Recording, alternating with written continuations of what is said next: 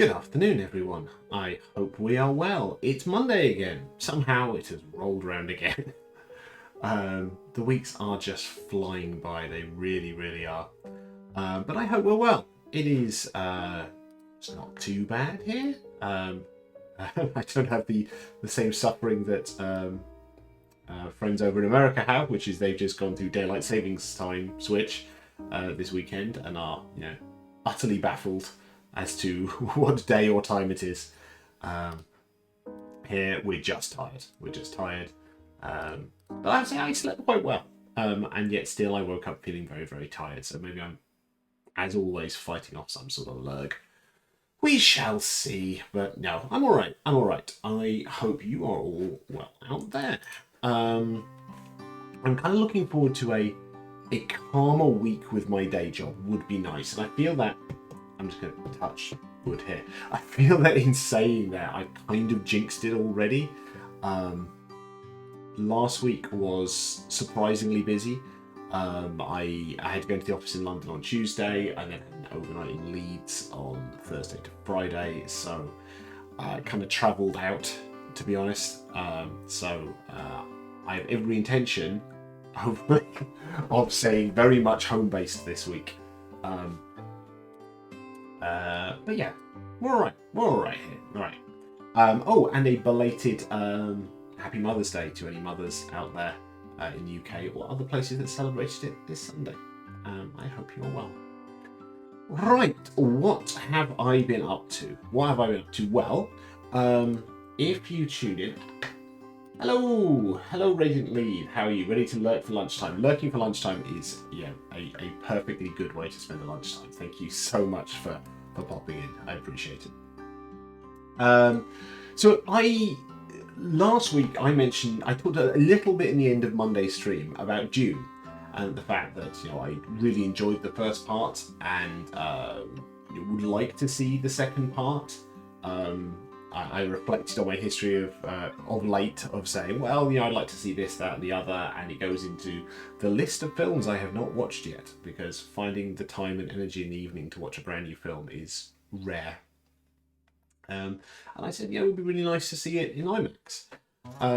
You know what I managed to do this weekend? I actually managed to see Dune Part 2 in IMAX, which is very, very cool. I will say at the get-go, absolutely no spoilers in anything I'm going to say here. So if you have not seen it, want to see it, no spoilers here at all. So if you have seen it, please don't put any spoilers in the chat. So, let's go with the short version. I really enjoyed it. It was very, very good. Was it better or worse than part 1? I don't know, kind of similar. I think I'll have to reflect on that. And I probably do need to watch part 1 again. But no, it was very, very good. And, it's got a big old runtime again. It's like 2 hours 45, including credits, I think. And it didn't really feel like it. There was a point about an hour in when I glanced at my watch. And I was kind of surprised when we were only an hour in. But then, it was just a kind of roller coaster from there on. So that's good. That's impressive, to be honest. It's not easy to make a film of that length that doesn't feel like a slog in places. But no, I really enjoyed it. If you do go and see it, bladder checks and all of that. But no, I would heartily recommend it. Thoughts on IMAX? I've never been to an IMAX showing before. And to be honest, I wasn't 100% sure what to expect. Other than the fact I know there's going in to be a bigger screen ratio and probably better sound. And sure enough, that's what I got. The bigger screen ratio was nice. So you get more at the top and bottom than you normally would in your normal kind of letterbox view, which was good. Yeah, the part 2, like part 1, is a visual feast, so more of that is very, very good. We like that. The sound, though, good grief. I talked about this with Blade Runner 2049 and Dune Part 1. The sound of Denis Villeneuve's recent films, at the very least, are really quite something. They get very heavy in bass, both in terms of sound effects and music. And Hans Zimmer's music was really good. I mean, he is going into a bizarre place with these films. If you compare it to, I don't know, Pirates of the Caribbean or Hannibal or Gladiator or something like that, one of his more traditional orchestral scores, he's going weirder and weirder and weirder with it. And that line between sound effects and music is definitely blurring. And there are places where I'm like, there's not a lot of music in this. And then something will happen and it's built into the chaos and the gunfire and the whatever else. Really, really good. And selective use of the main kind of Dune theme in there to punctuate certain moments. But the audio was incredible. It really was. I felt my seat shake at various times during it. And that is not an experience I would have got had I waited to see it at home. One, you'd never get that in a home setup unless you have like a proper home cinema setup. And we don't have, I was going to say fancy sound. We don't even have a basic sound setup. It's something I've been meaning to do for ages because I am something of a cinephile. But we just rely on TV speakers, and at some point we need to get even a basic kind of surround sound type 5.1 package or something. But I'm really glad not only that I got to see it in the cinema, but that I got to see it in IMAX. It was a visual and audio and narrative feast. So I would heartily recommend that. I will say unforgiving with the plot. And that's not a criticism, it's just an observation. So kind of similar to the first one in that the plot comes thick and fast. It's not like there's crazy twists and turns in it. It's not like a heist where everyone's double-crossing this and that. There's elements of there's not elements. There is political intrigue in it. The politics are really important to why people are doing certain things. But they don't patronize you with it. They just assume you are paying attention. And as an added little note on that one, there is basically no recap to part one. As in, you join it, and it picks up more or less where you left off in part one, and there isn't a recap. Not you'd expect a recap, but there's not even expositional dialogue to kind of get you back where you were before. Which is a bold choice, and I'm not saying that as a criticism. I quite like the fact that he's trusting his audience. I think it's important to note that this does feel like part two and not a sequel. That's not to say part one is incomplete. It's not like we got to, we filmed a giant 5-hour movie and then we just cut it here. Part one has a definite ending, and part two, I think, has a definite start. But it's not a sequel, in that it does feel like, as I say, you're just kind of picking up where we left off, which I like that. I'm very glad that I remembered more or less when we got to part one, at the end of part one, because I didn't manage to rewatch it in time. And foolishly, I didn't even glance at Wikipedia to read a synopsis, but there was literally one point of it where there's a character. And I'm not going to spoil here, but in the back of my head I was thinking, I thought that person died, and then no, I misremembered.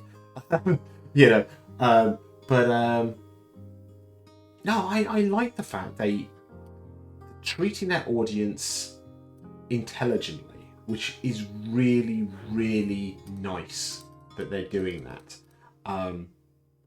Because you shouldn't have to go to the lowest common denominator, and you shouldn't have to be overly patronising stuff. The number of films, on the overly patronising thing, there are a lot of films with twists and turns in them where they over signpost them.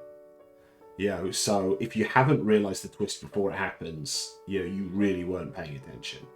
And then the twist happens, and then they have some expositional dialogue immediately afterwards. Make sure, did you see the twist happened? Did you know that? And it's frustrating. I like a film.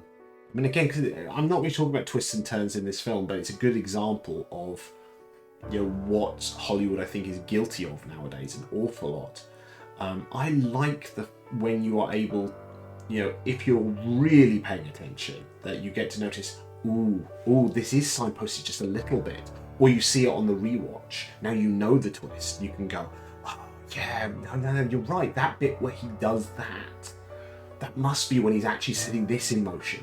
You know, that's really nice. But when it's so heavily signposted and then so heavily explained, it's very, very frustrating. And yes, I guess from a studio perspective, sorry, I need a drink.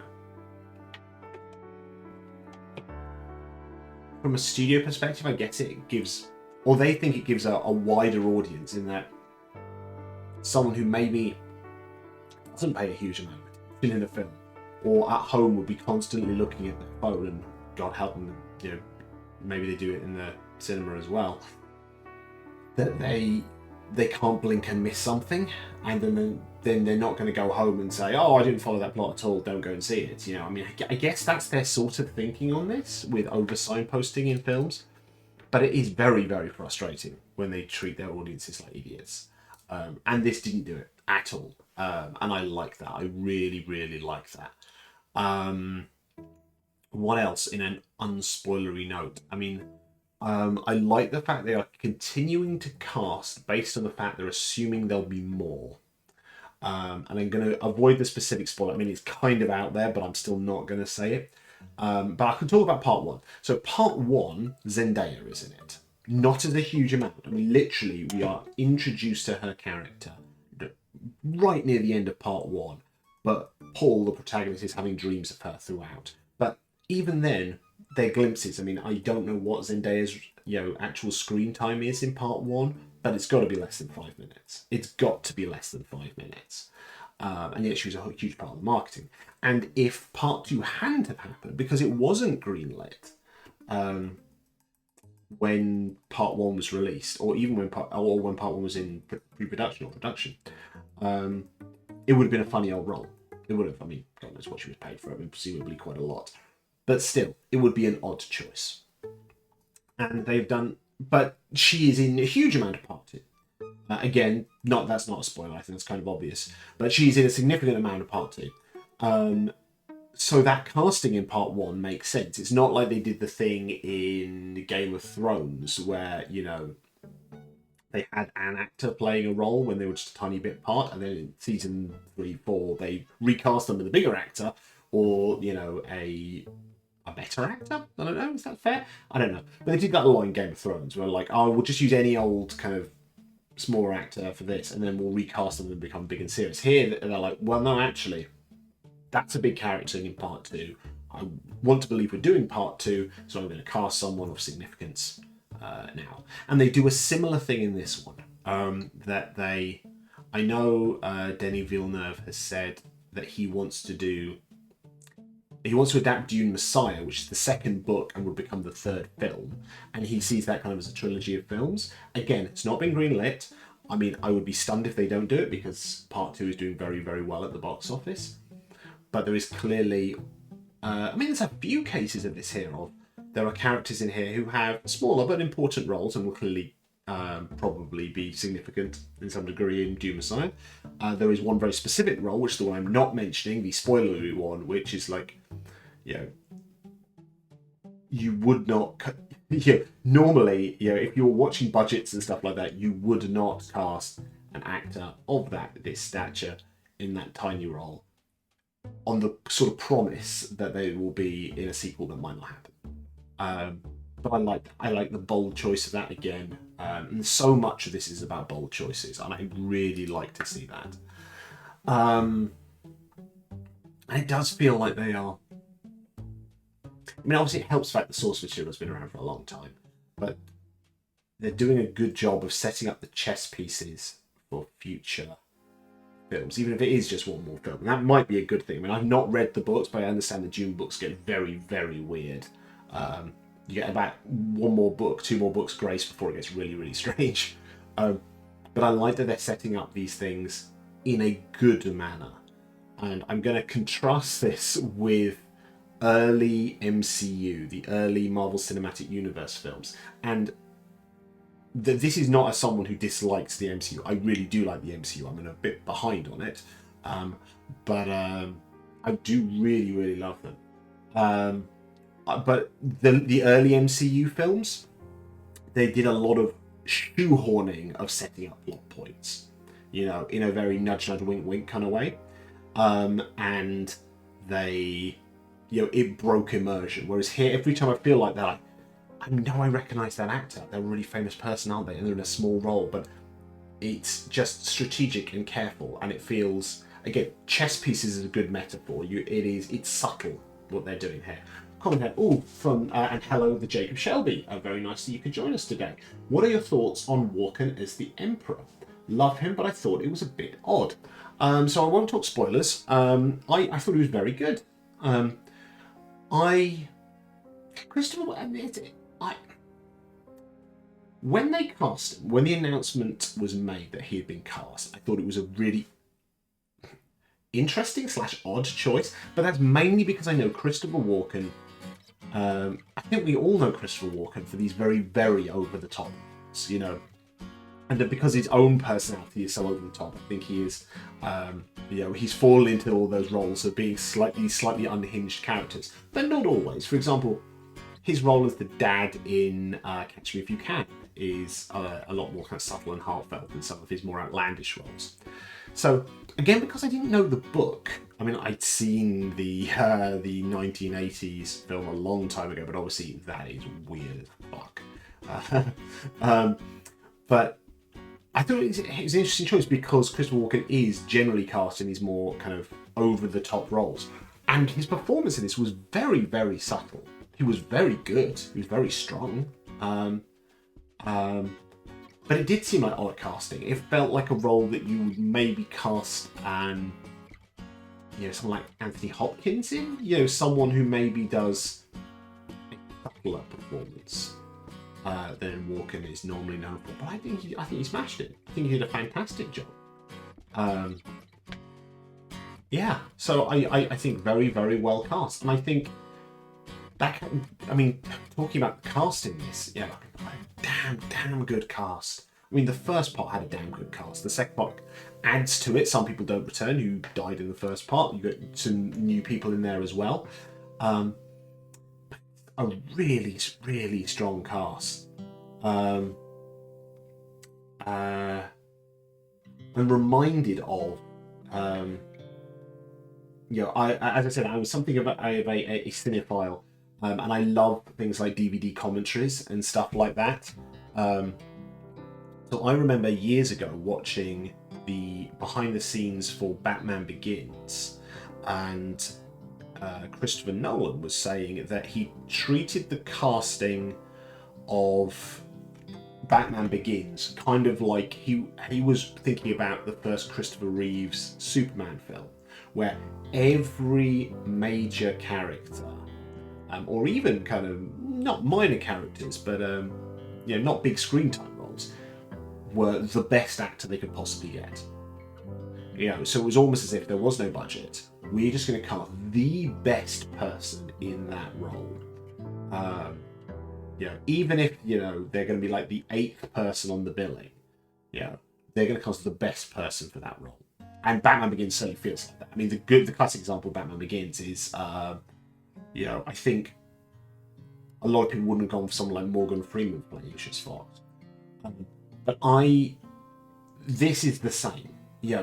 Everyone is at the top of their freaking game, and they've just done it is a magnificent cast, and God knows how much it costs this film. But they have invested in it to get the best people for it, because it gives it gravitas. It's a magnificent pair of films, these, in the kind of grandeur and scale of it. And that's in terms of the visuals, which I stand by the fact you can take any frame of these films, you print it on canvas, and you'd happily stick it on your wall. Probably. There's probably some horrible exception to that.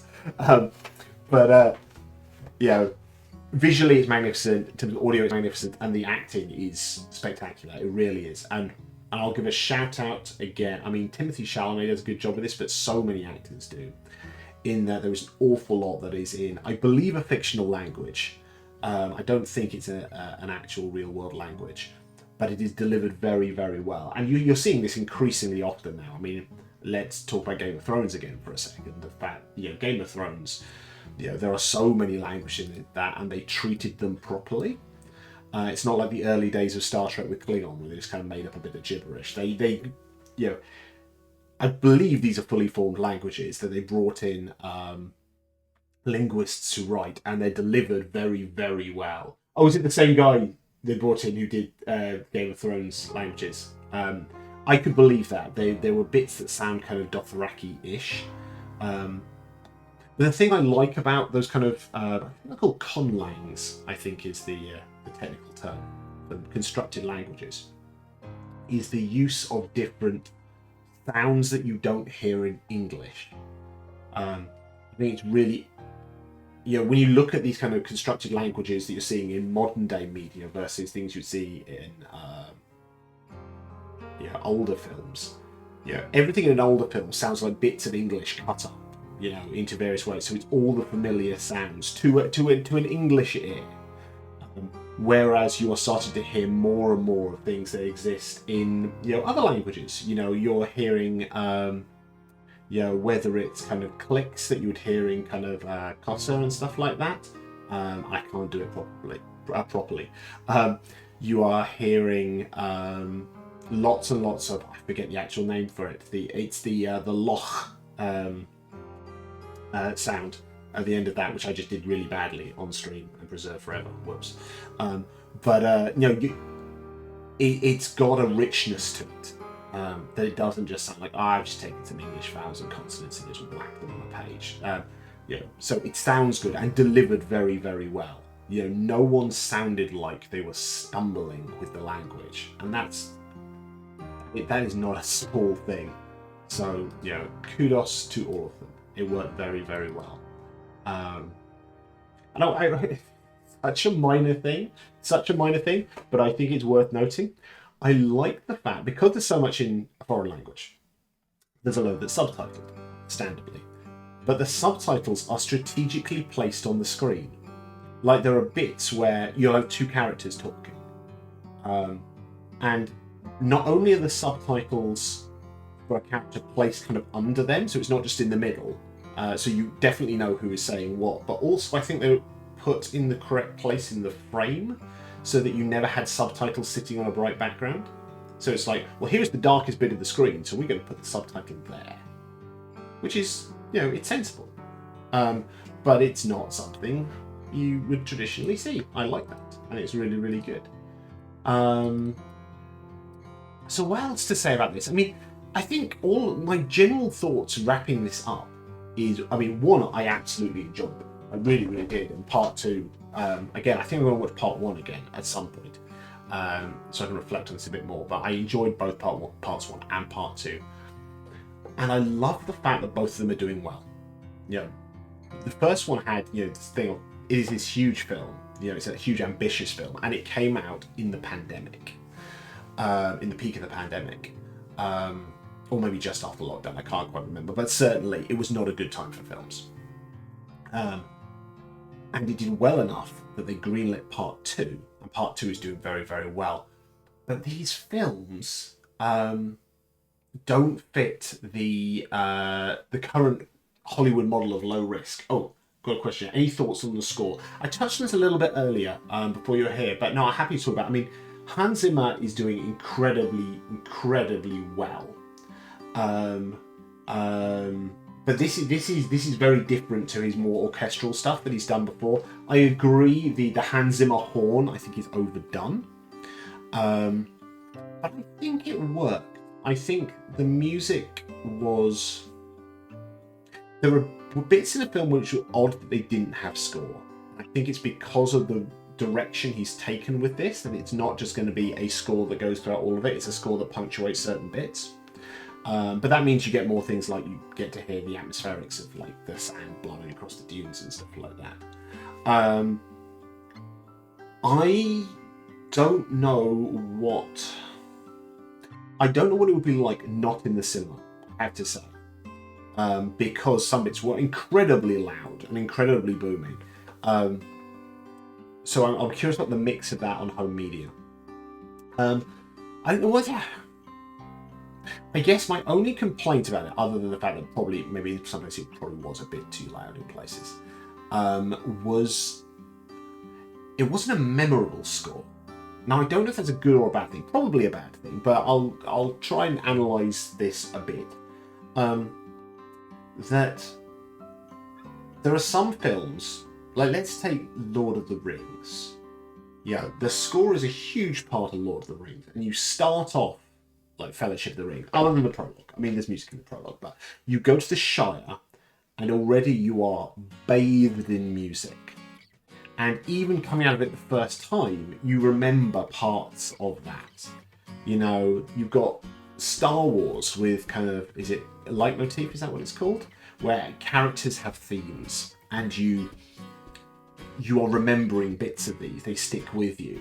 Battlestar Galactica does a very similar thing. Bear McCreary's work on that. That you start humming these themes, you know them, and you feel them, and it means they can pull on the heartstrings in certain moments. You can do callbacks in certain places by doing a hint of a theme and stuff like that.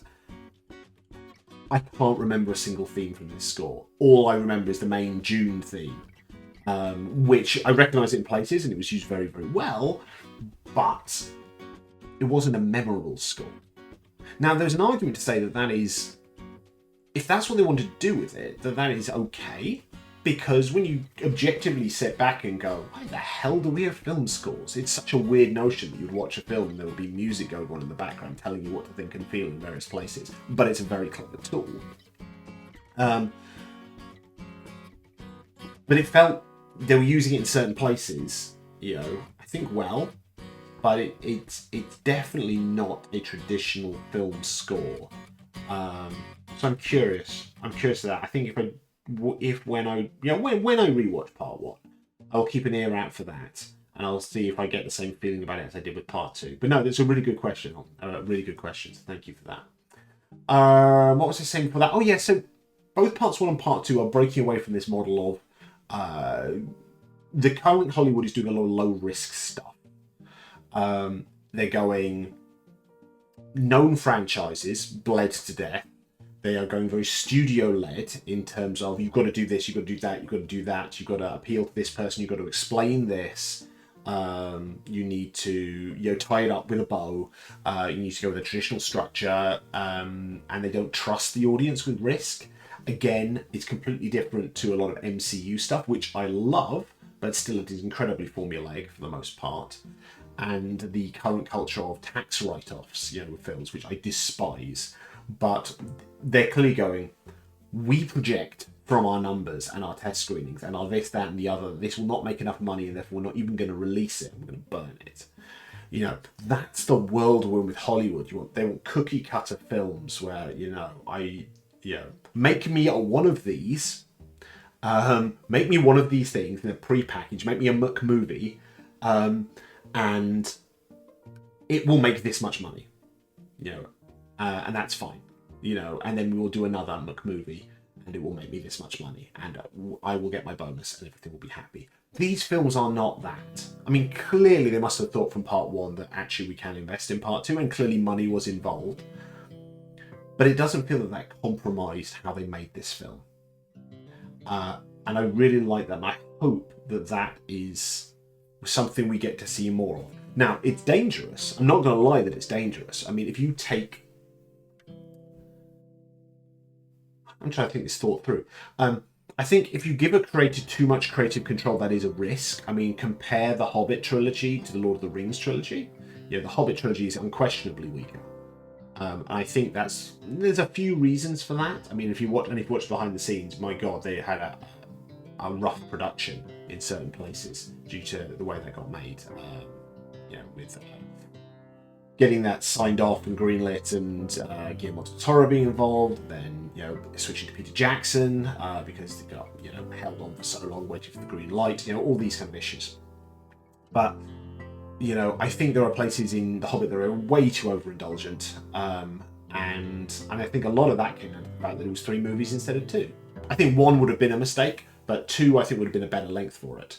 And I don't know if that was Peter Jackson being too indulgent, and the studio saying, oh yeah, just do whatever you want, or the studio going, no, you will make a trilogy, so you will stretch this out into a trilogy.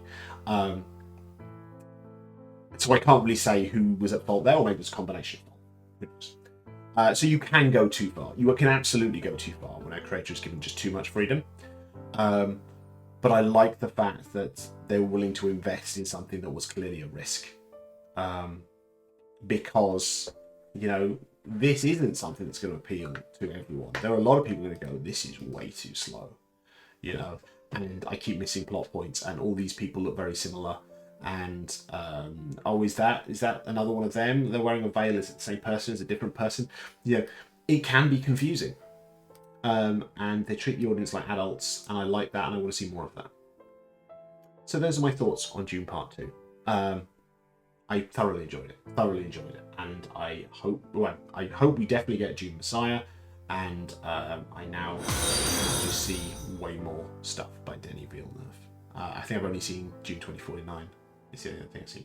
Thank you for the follow, Jacob Shelby. I really appreciate it.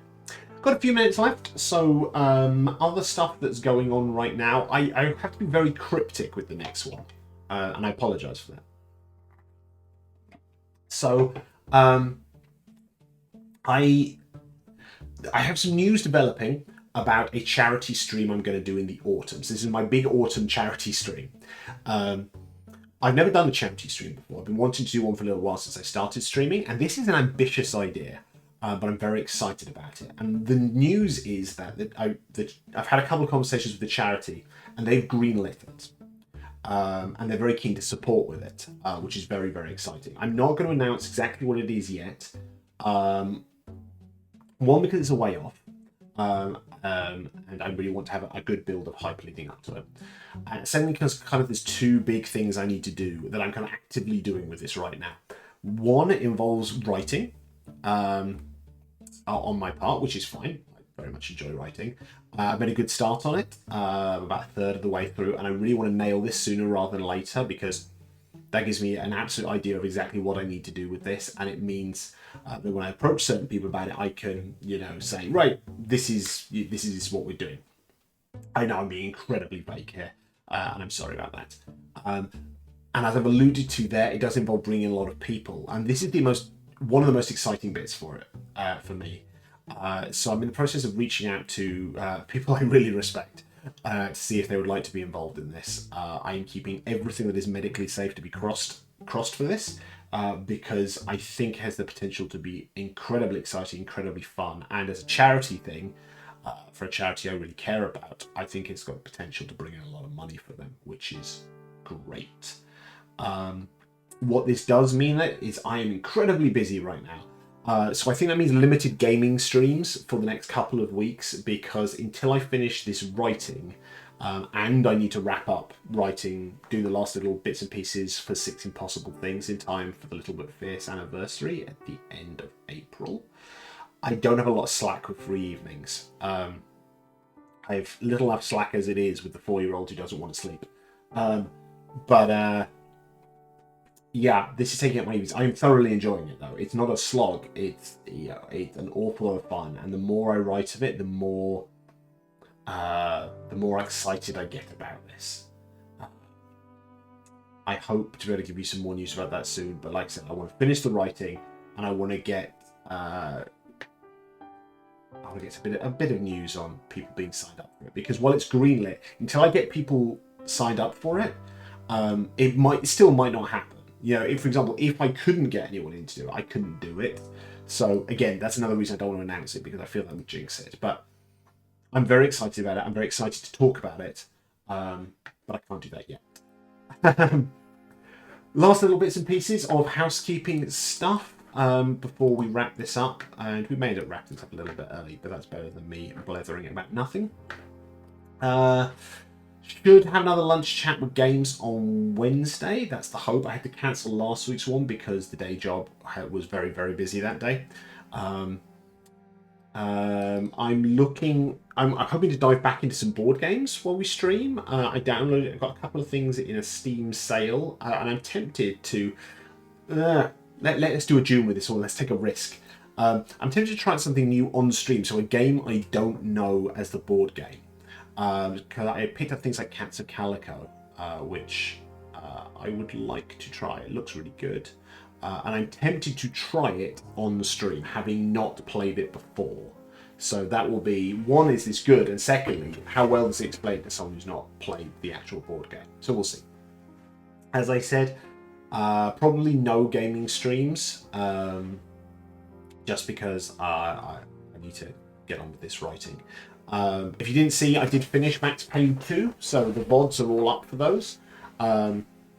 If I do another gaming stream this week, it will not be starting another big game. It'll be probably a one-off. I'm thinking of like a retro Mega Drive stream, so something like Golden Axe or Comic Zone, something I can do a one and done with, rather than starting another big game and then me streaming at unpredictable times in the week, because I really just need to knuckle down and get this writing done, and then get momentum going on this exciting charity thing.